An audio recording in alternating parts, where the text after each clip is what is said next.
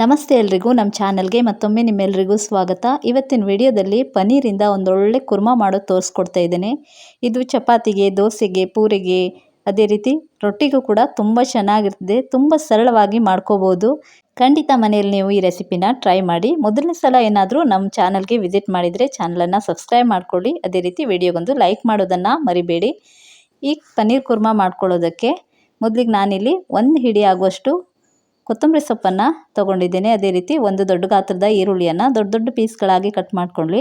ಅದೇ ರೀತಿ ಒಂದು ಟೊಮೆಟೊ ಹಣ್ಣನ್ನು ಕೂಡ ಕಟ್ ಮಾಡಿ ಇಟ್ಕೊಂಡಿದ್ದೇನೆ. ಅದೇ ರೀತಿ 1 ಹಿಡಿ ಆಗುವಷ್ಟು ತೆಂಗಿನಕಾಯಿ ತುರಿಯನ್ನು ತೊಗೊಂಡಿದ್ದೇನೆ.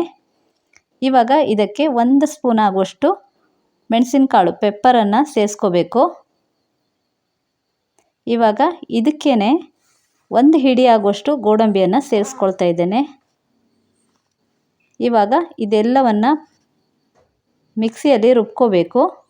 ನೋಡಿ, ನಾನು ಇದನ್ನು ಮಿಕ್ಸಿಗೆ ಸೇರಿಸ್ಕೊಂಡು ಇದಕ್ಕೆ ಸ್ವಲ್ಪ ನೀರನ್ನು ಸೇರಿಸ್ಕೊಂಡು ಚೆನ್ನಾಗಿ ಪೇಸ್ಟ್ ಮಾಡ್ಕೋಬೇಕು. ನೋಡಿ, ಇದು ಮಿಕ್ಸಿಯಲ್ಲಿ ರುಬ್ಕೊಂಡಿದ್ದಾಗಿದೆ. ಇವಾಗ ಗ್ಯಾಸ್ ಮೇಲೆ ಒಂದು ಕಡಾಯಿ ಇಟ್ಕೊಂಡು 3 ಸ್ಪೂನ್ ಆಗುವಷ್ಟು ತುಪ್ಪನ ಸೇರಿಸ್ಕೊಳ್ತಾ ಇದ್ದೇನೆ. ತುಪ್ಪದ ಜೊತೆಗೆ ಒಂದು ಸ್ವಲ್ಪ ಎಣ್ಣೆಯನ್ನು ಕೂಡ ಸೇರಿಸ್ಕೊಂಡು ಅದಕ್ಕೆ ಚಕ್ಕೆ, ಪಲಾವ್ ಎಲೆ, ಚಕ್ರದ ಹೂವು, ಅದೇ ರೀತಿ ಕಲ್ಲು ಹೂವನ್ನು ಕೂಡ ಸೇರಿಸ್ಕೊಂಡ್ಬಿಟ್ಟು ಈ ಎಣ್ಣೆಯಲ್ಲಿ ಈ ಗರಂ ಮಸಾಲ ಫ್ಲೇವರೆಲ್ಲ ಸ್ವಲ್ಪ ಬಿಡೋ ತನಕ ಬಾಡಿಸ್ಕೋಬೇಕು. ಇವಾಗ ಇದಕ್ಕೇ 2 ಈರುಳ್ಳಿಯನ್ನು ಸ್ವಲ್ಪ ಸಣ್ಣದಾಗಿ ಕಟ್ ಮಾಡಿಬಿಟ್ಟು ಸೇರಿಸ್ಕೊಳ್ತಾ ಇದ್ದೇನೆ. ಈ ಈರುಳ್ಳಿ ಎಣ್ಣೆಯಲ್ಲಿ ಚೆನ್ನಾಗಿ ಹಸಿ ವಾಸನೆ ಹೋಗೋ ತನಕ ಫ್ರೈ ಮಾಡ್ಕೋಬೇಕು. ಗ್ಯಾಸನ್ನು ಮೀಡಿಯಮ್ ಉರಿಯಲ್ಲಿ ಇಟ್ಕೊಂಡ್ಬಿಟ್ಟು ಚೆನ್ನಾಗಿ ಈರುಳ್ಳಿ ಹಸಿ ವಾಸನೆ ಹೋಗೋ ತನಕ ಫ್ರೈ ಮಾಡಿಕೊಂಡು ಇದಕ್ಕೇ 1 ಸ್ಪೂನ್ ಆಗುವಷ್ಟು ಶುಂಠಿ ಬೆಳ್ಳುಳ್ಳಿ ಪೇಸ್ಟನ್ನು ಕೂಡ ಸೇರಿಸ್ಕೊಂಡು ಇದ್ರ ಜೊತೆಗೇ ಈರುಳ್ಳಿಯನ್ನು ಚೆನ್ನಾಗಿ ಫ್ರೈ ಮಾಡ್ಕೊಂಡಾದಮೇಲೆ ನಾವೇನು ಮಸಾಲೆ ರುಬ್ಬಿದ್ವಲ್ಲ ಅದನ್ನು ಸೇರಿಸ್ಕೊಂಡು ಅದ್ರ ಜೊತೆಗೆ ಸ್ವಲ್ಪ ನೀರನ್ನು ಕೂಡ ಸೇರಿಸ್ಕೊಂಡು ಚೆನ್ನಾಗಿ ಈ ರೀತಿ ಮಿಕ್ಸ್ ಮಾಡ್ಕೋಬೇಕು. ಈ ಮಸಾಲೆ ಈರುಳ್ಳಿ ಜೊತೆಗೆ ಚೆನ್ನಾಗಿ ಬೇಯಬೇಕು. ಯಾಕಂತಂದರೆ ನಾವು ಈರುಳ್ಳಿ ಆಗಲಿ ಟೊಮೆಟೊ ಆಗಲಿ ಯಾವುದನ್ನು ಫ್ರೈ ಮಾಡ್ಕೊಂಡಿಲ್ಲ, ಹಾಗೆಯೇ ಹಸಿಯಾಗೆ ರುಬ್ಕೊಂಡಿರೋದ್ರಿಂದ ಈ ಮಸಾಲೆ ಚೆನ್ನಾಗಿ ಕುದಿಬೇಕು. ಆವಾಗಲೇ ಇದರ ಟೇಸ್ಟ್ ಬರೋದು. ಇಲ್ಲ ಅಂತಂದರೆ ಒಂದು ರೀತಿ ರಾ ಸ್ಮೆಲ್ ಬರ್ತದೆ. ಹಾಗಾಗಿ ಮುಚ್ಚಳ ಮುಚ್ಚಿಬಿಟ್ಟು ಕುದಿಯೋದಕ್ಕೆ ಇಟ್ಟಿದ್ದೇನೆ. ಇವಾಗ ಇಲ್ಲಿ ನಾನು ಪನ್ನೀರನ್ನು 200 ಗ್ರಾಮ್ ಆಗುವಷ್ಟು ಪನ್ನೀರನ್ನು ತೊಗೊಂಡಿದ್ದೇನೆ. ಇದನ್ನು ನೀವು ನಿಮ್ಮ ಇಷ್ಟ ಪ್ರಕಾರವಾಗಿ ಪೀಸ್ಗಳ ಕಟ್ ಮಾಡ್ಕೋಬೋದು.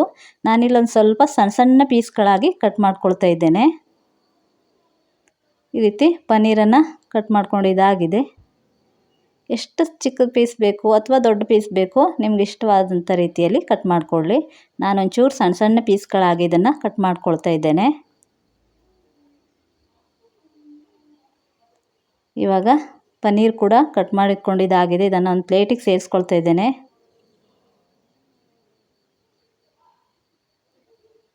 ಇವಾಗ ಈ ಕಡೆ ಮಸಾಲೆ ಎಲ್ಲ ಚೆನ್ನಾಗಿ ಕುದ್ದಿದೆ. ಇನ್ನೊಂದು ಸಲ ಚೆನ್ನಾಗಿ ಈ ರೀತಿ ಮಿಕ್ಸ್ ಮಾಡ್ಕೋಬೇಕು. ಈ ಮಸಾಲೆ ಚೆನ್ನಾಗಿ ಬೇಯಬೇಕು. ನಾನು ಹೇಳಿದ್ನಲ್ಲ, ಇದರಲ್ಲಿರುವಂಥ ಹಸಿ ವಾಸನೆ ಎಲ್ಲ ಹೋಗಬೇಕು. ಆವಾಗಲೇ ಈ ಪನ್ನೀರ್ ಕುರ್ಮಾ ಚೆನ್ನಾಗಿ ಬರೋದು. ಇವಾಗ ಇದಕ್ಕೊಂದು ಸ್ವಲ್ಪ ಮಸಾಲ ಪೌಡ್ರನ್ನು ಸೇರಿಸ್ಕೋಬೇಕು. ಇದರಲ್ಲಿ 1 ಸ್ಪೂನ್ ಆಗುವಷ್ಟು ಅಚ್ಕಾರದ ಪುಡಿ, ಅರ್ಧ ಸ್ಪೂನ್ ಆಗುವಷ್ಟು ಅರಿಶಿಣ ಪುಡಿ, 1/4 ಸ್ಪೂನ್ ಆಗುವಷ್ಟು ಗರಂ ಮಸಾಲ ಪೌಡ್ರು, ಅದೇ ರೀತಿ 2 ಸ್ಪೂನ್ ಆಗುವಷ್ಟು ಫ್ರೈಡ್ ರೈಸ್ ಪೌಡ್ರ್ ಉಂಟು, ಅದನ್ನು ಇದಕ್ಕೆ ಸೇರಿಸ್ಕೊಳ್ತಾ ಇದ್ದೇನೆ. ನೀವು ಫ್ರೈಡ್ ರೈಸ್ ಪೌಡ್ರ್ ಯಾವ್ದು ಬೇಕಾದರೂ ಸೇರಿಸ್ಕೋಬೋದು, ನಿಮ್ಮ ಇಷ್ಟ ಬಂದದ್ದು. ನಾನಿಲ್ಲಿ ಶೇಜ್ವಾನ್ ಫ್ರೈಡ್ ರೈಸ್ ಪೌಡ್ರನ್ನು ಸೇರಿಸ್ಕೊಂಡಿದ್ದೇನೆ. ಇವಾಗ ನೋಡಿ, ಈ ಮಸಾಲ ಸೇರಿಸಾದ್ಮೇಲೆ ಮಸಾಲ ಪೌಡ್ರನ್ನು ಸೇರಿಸಾದ್ಮೇಲೆ ಸ್ವಲ್ಪ ನೀರನ್ನು ಕೂಡ ಸೇರಿಸ್ಕೊಂಡು ಚೆನ್ನಾಗಿ ಮಿಕ್ಸ್ ಮಾಡ್ಕೊಳ್ತಾ ಇದ್ದೇನೆ. ನಿಮಗೆ ಕನ್ಸಿಸ್ಟೆನ್ಸಿ ಎಷ್ಟು ಬೇಕೋ ಅದನ್ನು ನೋಡಿಬಿಟ್ಟು ನೀರನ್ನು ಸೇರಿಸ್ಕೊಳ್ಳಿ. ಸ್ವಲ್ಪ ದಪ್ಪ ಬೇಕಂತಂದರೆ ದಪ್ಪನೇ ಇಟ್ಕೋಬೋದು. ಯಾಕಂತಂದರೆ ನಾವಿಲ್ಲಿ ಸ್ವಲ್ಪ ನೀರನ್ನು ಸೇರಿಸ್ಕೊಂಡು ತೆಳು ಮಾಡ್ಕೊಳ್ತಾ ಇದ್ದೇನೆ. ಯಾಕಂತಂದರೆ ಗೋಡಂಬಿಯನ್ನೆಲ್ಲ ಸೇರಿಸ್ಕೊಂಡಿದ್ವಲ್ಲ, ಹಾಗಾಗಿ ಕುದ್ದ ಮೇಲೆ ಇನ್ನೂ ದಪ್ಪ ಆಗ್ತದೆ. ಅದೇ ರೀತಿ ಇದೇ ಸಂದರ್ಭದಲ್ಲಿ ರುಚಿಗೆ ತಕ್ಕಷ್ಟು ಉಪ್ಪನ್ನು ಕೂಡ ಸೇರಿಸ್ಕೊಂಡಿದ್ದೇನೆ. ಉಪ್ಪನ್ನು ನೋಡಿಬಿಟ್ಟು ಸೇರಿಸ್ಕೊಳ್ಳಿ. ನಾವು ಸೇರಿಸಿರೋಂಥ ಫ್ರೈಡ್ ರೈಸ್ ಪೌಡ್ರಲ್ಲಿ ಒಂದು ಸ್ವಲ್ಪ ಉಪ್ಪಿನಾಂಶ ಇರ್ತದೆ, ಹಾಗಾಗಿ ಒಂದು ಸ್ವಲ್ಪ ಸೇರಿಸ್ಕೊಂಡಿದ್ದೇನೆ. ಇವಾಗ ಚೆನ್ನಾಗಿ ಮಸಾಲೆ ಎಲ್ಲ ಕುದ್ದಾದಮೇಲೆ ಕೊನೆಯದಾಗಿ ನಾವೇನು ಕಟ್ ಮಾಡಿ ಇಟ್ಕೊಂಡಿದ್ವಲ್ಲ ಪನ್ನೀರ್, ಅದನ್ನು ಕೂಡ ಸೇರಿಸ್ಕೊಂಡು ಇನ್ನೊಮ್ಮೆ ಚೆನ್ನಾಗಿ ಮಿಕ್ಸ್ ಮಾಡ್ಕೋಬೇಕು. ಈ ಸಂದರ್ಭದಲ್ಲಿ ತುಂಬ ದಪ್ಪ ಅನ್ನಿಸ್ತು ಅಂತಂದರೆ ನೀರನ್ನು ಸೇರಿಸ್ಕೋಬೋದು.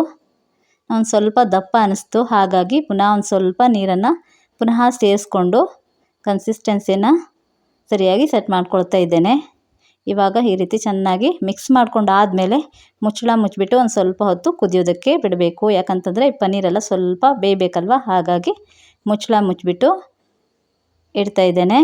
ಇವಾಗ ನೋಡಿ, ಮಸಾಲೆ ಎಲ್ಲ ಚೆನ್ನಾಗಿ ಕುದ್ದುಬಿಟ್ಟು ಪನ್ನೀರ್ ಕೂಡ ಚೆನ್ನಾಗಿ ಬೆಂದಿದೆ.